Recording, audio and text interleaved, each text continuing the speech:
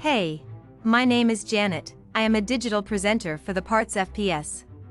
Today, I am going to talk about bottom grate for Star Mfg part #2F-Z3078. Bottom grate for Star Mfg part #2F-Z3078 is a replacement part for Star manufacturing griddles.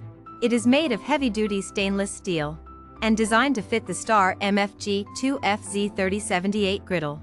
The bottom grate helps to evenly distribute heat across the cooking surface, allowing food to cook evenly and quickly.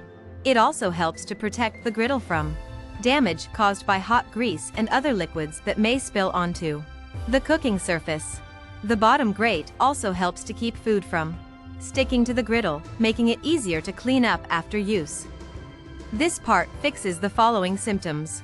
The bottom grate for Star Mfg part #2F-Z3078 is used to replace a worn or damaged bottom grate on a Star griddle. It helps to ensure that the griddle surface is level and even, allowing for even heat distribution and improved cooking performance. Here is how you install this part.